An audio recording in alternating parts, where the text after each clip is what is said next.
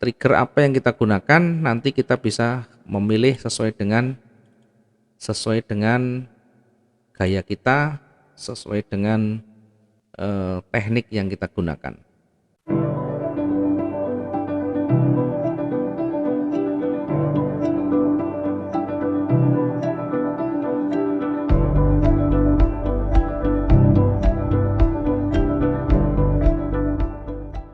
Kembali saya mengingatkan untuk memahami bagaimana step by step-nya, ya, step by step untuk membaca pergerakan pasarnya. Ya, meskipun ini tidak 100%, setidaknya untuk gambaran, ya, kenapa kita harus ambil posisi di situ, kenapa kita tidak boleh ambil posisi di situ, dan kenapa kita harus menunggu dalam kondisi-kondisi pasar yang datar. Maka perhatikan yang pertama adalah arah kecenderungan, atau bahasa gampangnya adalah tren. Ini arah kecenderungan. Ya, tentu arah kecenderungannya ini yang paling utama ada dua. Kalau tidak naik, turun. Bagaimana kalau datar? Datar ini sideways. Ini cukup berbahaya kalau kita masuk di kondisi-kondisi pasar yang sideways. Biasanya ketika kita ambil posisi buy, nanti dia akan turun. Ketika kita ambil posisi sell, tentu dia akan kembali naik, karena posisinya naik turunnya begini, sama. Ketika di ujung kita ambil posisi buy, turun. Di bawah kita ambil posisi sell, naik lagi. Maka ini kondisi sideways. Nah, kemudian tren ini bagaimana kita menandai? Lihat secara visual, kasat mata. Arah pergerakannya dia menuju kemana? Arah pergerakannya dia menuju kemana? Ya, kalau kita lihat dari tren ini, kita bisa lihat beberapa contoh ini. Nah, tren itu minimal 2 puncak, minimal 2 lembah. Ini sudah mengarah ke satu tren, ya, meskipun tren kecil. Minimal 2 puncak, minimal 2 lembah, dan sebagainya. Kalau tren turun juga sama. Kalau tren naik, artinya pucuknya atau high-nya makin meninggi, low-nya makin meninggi. Sebaliknya kalau dia makin turun, high-nya makin merendah, low-nya makin merendah. Sehingga kalau kita tarik minimal 2 puncak, minimal 2 lembah, ini bisa dimulai tren awal. Atau kalau kita misalnya susah menentukan, maka lihat secara visual, kasat mata. Karena pasar itu akan selalu kelihatan mana yang dominan. Ya, dari pergerakan ini mana yang dominan? Dominannya ke atas, berarti fokus di buy. Ya, meskipun nanti harus kita perhatikan banyak aspek, termasuk nanti benturan-benturan yang ada. Baik, kita lanjut, coba kita perhatikan kembali setelah kita melihat kondisi arah kecenderungan. Kita bisa perhatikan arah kecenderungan tadi dengan visual kasat mata. Kemudian perhatikan di situ ada 3 candle terakhir. 3 candle terakhir beserta dampaknya atau pengaruhnya. 3 candle terakhir beserta dampak dan pengaruhnya. Kemudian semakin mengerucut, kita lihat 1 candle terakhirnya. 1 candle terakhir itu perhatikan apa yang kita perhatikan, karakter candle. Yang kita perhatikan adalah karakter candlenya. Apa itu karakter candle? Ya, karakter candle tentu bagaimana candle itu bisa kita lihat, bisa kita cermati dari komponen yang ada. Jadi kalau saya contohkan, saya berikan contoh dulu ketika marketnya naik. Ya, ketika marketnya naik, ini saya contohkan naik, kemudian naik lagi. Ini naik lagi, kemudian naik lagi, bahkan naiknya ini tanpa penolakan semua atau penolakan kecil. Nah, kalau kita lihat seperti ini, kemudian perhatikan ada 1 candle yang panjang dan ini mempengaruhi. Oke, Perhatikan yang kita sudah sampaikan ini. Dari struktur 3 candle yang terakhir misalnya kita lihat buyer-nya kuat di situ. Artinya buyer dominan.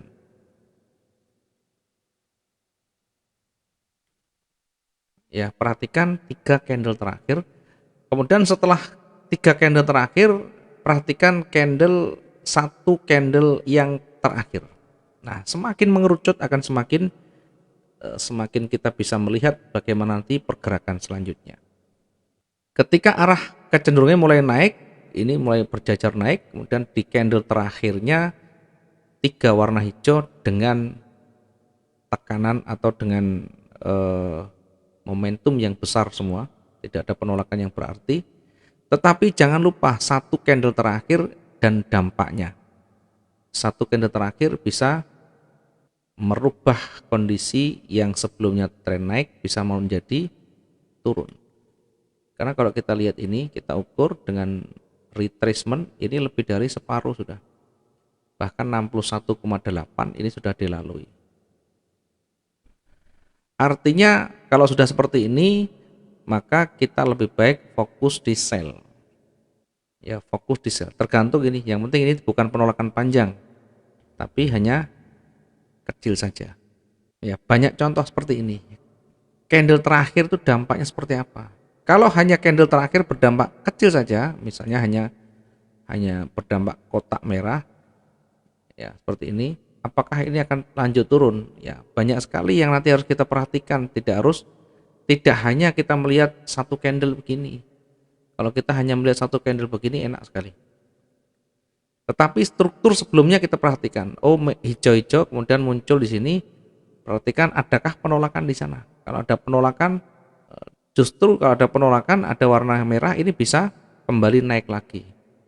Tetapi ketika sebelumnya tidak ada penolakan, tiba-tiba warna merah, ini patut kita waspadai karena akan berpotensi lanjut turun. Kita berikan contoh-contohnya biar kita nanti bisa mempraktekkan di sana.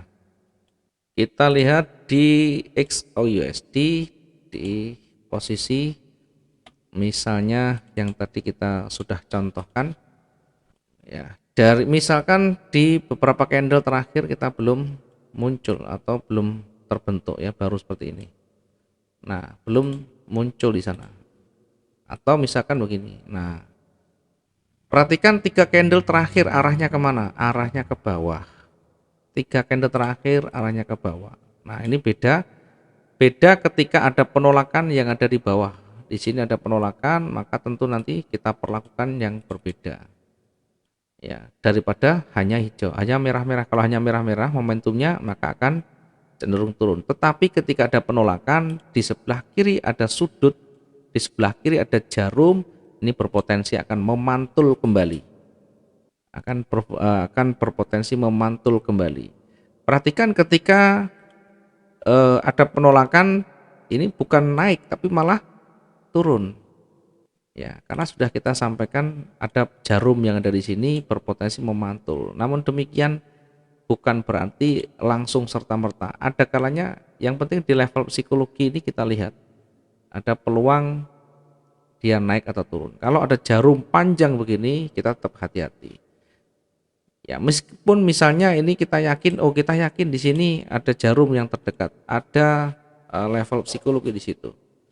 Kemudian kita ambil posisi buy, misalkan. Ya, kita belajar banyak dengan recovery. Jangan ketika kita entry buy market suruh naik, ketika entry sell market suruh turun. Ini marketnya siapa, kan harus sadar diri. Kita ini ibaratnya hanya pemain kecil yang berada di kekuatan hiu raksasa yang sangat luar biasa besar. Tidak akan ada apa-apanya, maka jangan mencoba melawan ketika masih kuat di sana tanpa petunjuk pembalikan atau market yang mulai berubah. Dari logika ini sudah mau penolakan, ada penolakan buyer berarti sudah mau naik. Ya, kemudian terbentuk lagi merah. Merahnya sejauh mana pengaruhnya? Misalkan terbentuk merah-merah, ada lagi merah. Merahnya dampaknya seperti apa? Masih belum terlalu jauh. Kecuali merahnya sudah melewati jarum yang berikutnya. Ini jarum ini menjadi level psikologi yang terbaru di sini. Biasanya kalau ada jarum panjang, dia akan mencoba untuk menyentuh minimal setengah dari bodinya. Tidak selalu, tetapi yang seperti ini sering terjadi. Ya, sering terjadi ketika panjang, ya, kemudian ada penolakan, ini sering terjadi, dia kembali lagi mencoba untuk menyentuh low-nya, level terendahnya di situ. Ya, ini biasanya lebih dari separuh bahkan menyentuh. Tetapi ketika dia tidak menyentuh, artinya kekuatannya masih kecil, kekuatan daya dorong untuk turun lagi kecil. Nanti kalau ini sudah mulai kembali ke atau menutup bahkan dari level terendahnya, maka fokus kita ke sell kembali.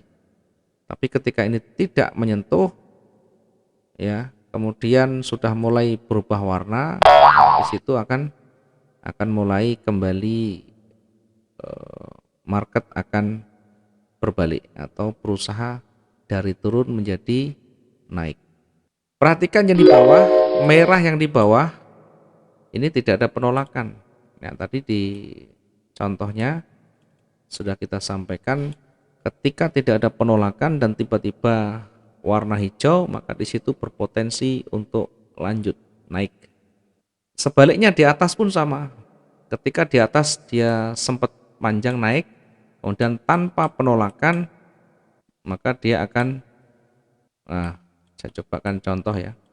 Ketika dia mulai naik, merangkak naik, kemudian tidak ada petunjuk di sana, tidak ada penolakan yang ada di situ karena momentum buyer sangat besar. Tetapi tiba-tiba ini turun atau dia mencoba naik lagi tidak mampu, dia turun. Sehingga merah ini tidak ada petunjuk di sana, tidak ada penolakan di sebelah kirinya. Bahkan perhatikan ketika arusnya arahnya rally ke sana. Dia hanya koreksi sebentar naik lagi. Logikanya ini sudah dimakan habis, logikanya naik. Memang naik. Dari sini koreksi dimakan habis. Merah dimakan habis oleh hijau. Sehingga kalau kita lihat struktur 3 candle yang terakhir ini, ya, 3 candle ini hijau, merah, hijau.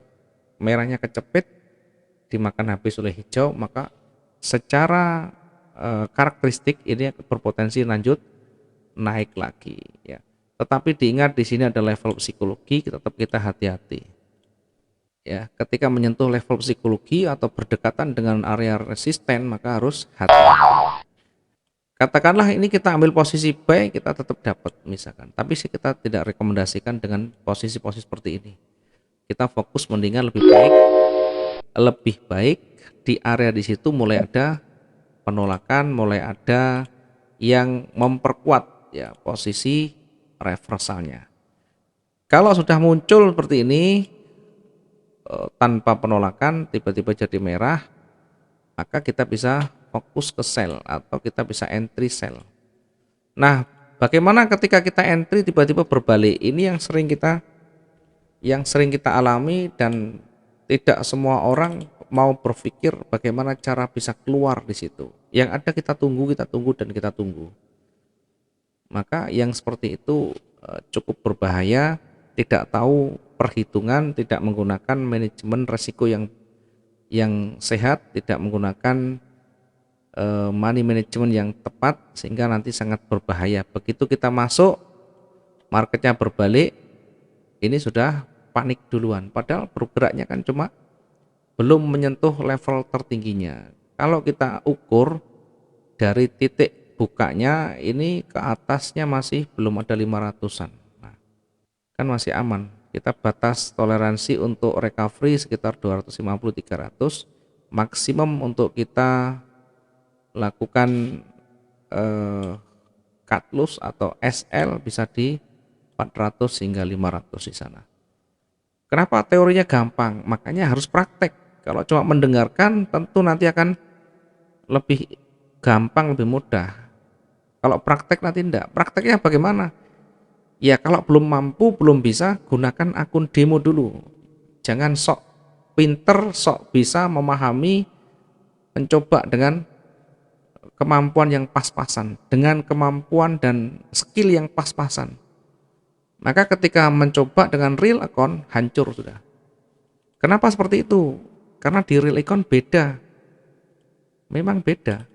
Tetapi ketika kita sudah terbiasa, ya semua itu tergantung bagaimana kita melatihnya, bagaimana kita melatih skill kita.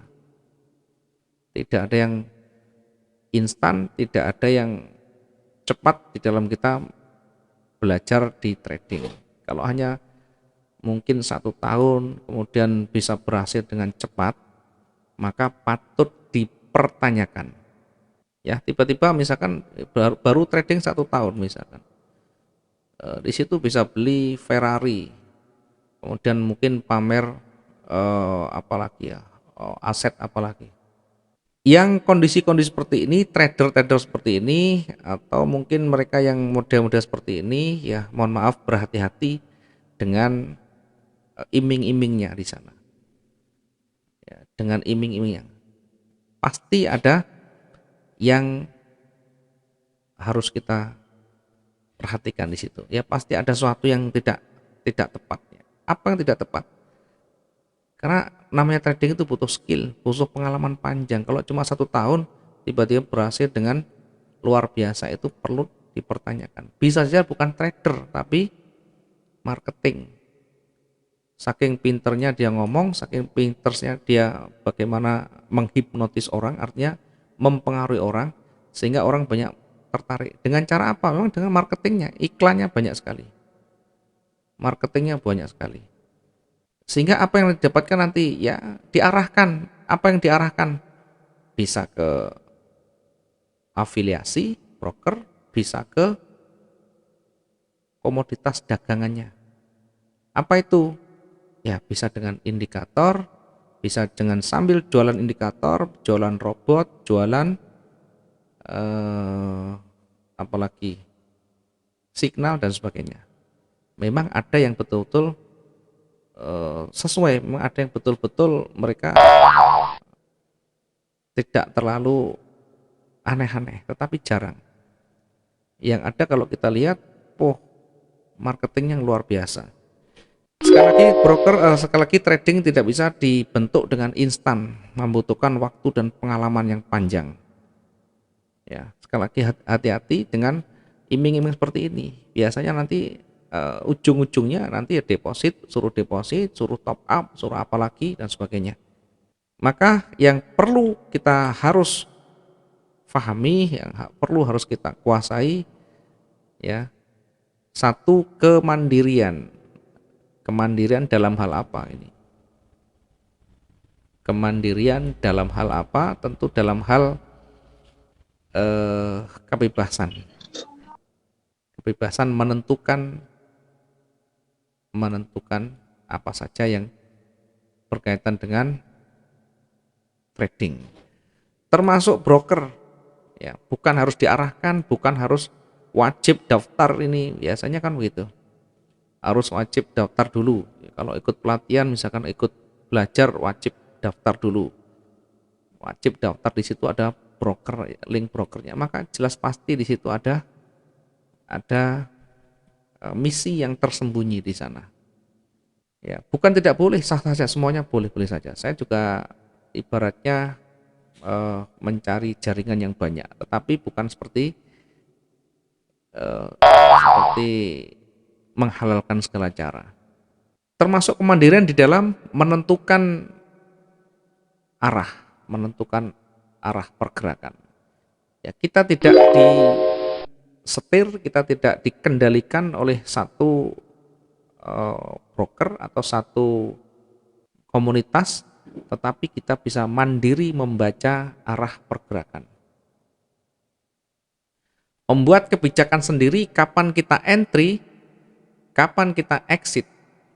Kemudian kita boleh bebas menentukan sistem apa yang kita gunakan. Apakah menggunakan indikator, misalkan kalau kita cocok, apakah kita menggunakan price action atau kita menggunakan apa saja yang itu tidak ada kepentingan dengan yang lain.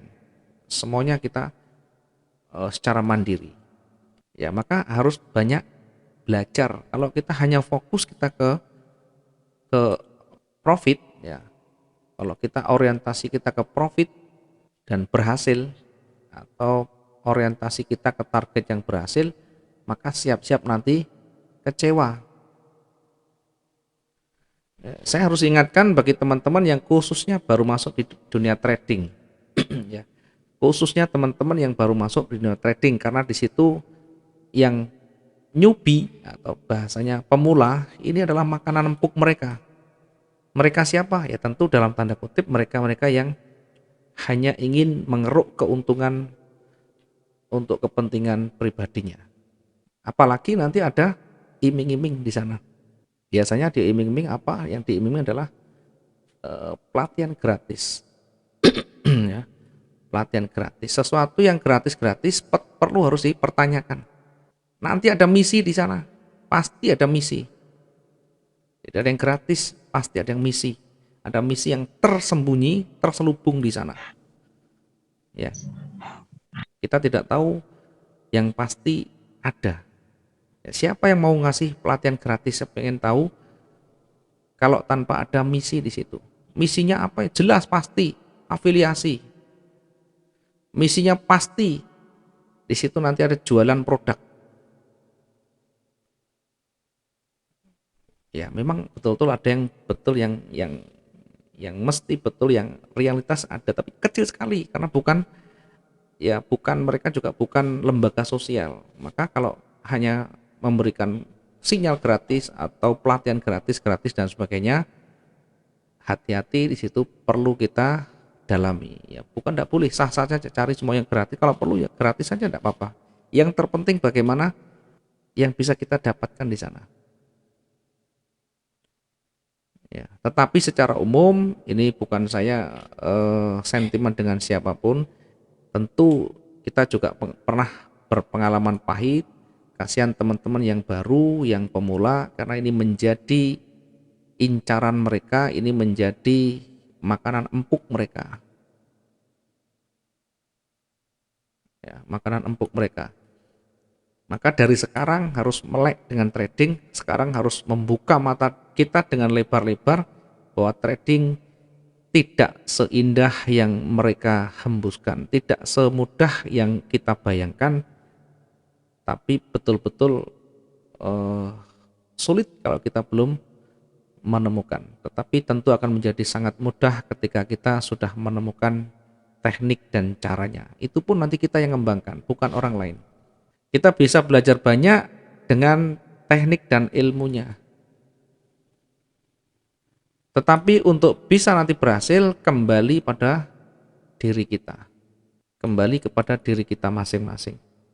Sejauh mana kita mau bekerja keras, sejauh mana kita mau belajar banyak di sana. Tidak ada yang tidak bisa, tetapi yang harus betul-betul kita tekankan adalah mengasah skill. Skill apa yang kita asah? Ya, skill apa yang kita asah? Tentu skill bagaimana kita membaca, bagaimana kita menentukan, bagaimana kita mengendalikan. Ya, ini yang harus kita pelajari, menentukan. Ya, kita harus bisa menentukan. Kemudian kita harus bisa kontrol atau mengendalikan. Maka sebelum trading, maka buatlah satu sistem trading dulu, satu aturan main, yang aturan itu nanti kita uji dulu di awal. Bukan tiba-tiba kita punya modal, ya kita diiming-imingi teman dengan screenshot withdraw, dengan screenshot profit yang sekian ribu, modal $50 jadi 50.000. Ya, yang seperti ini yang perlu dipertanyakan. Ya, trading itu ada ukurannya, ada marginnya. Kalau cuma modal segini 50.000 dapat 50.000, ini perlu dipertanyakan. Ya, omong kosong dan perlu dipertanyakan. Kecuali waktunya panjang, butuh waktu yang panjang. Tapi kalau cuma instan dari 50.000, $50 menjadi 50.000, ini perlu dipertanyakan. Biasanya digunakan untuk menarik ini customer. Biasanya digunakan untuk menarik atau mempengaruhi orang lain supaya tertarik dan mau ikut dengannya. Maka harus betul-betul diasah sendiri skillnya.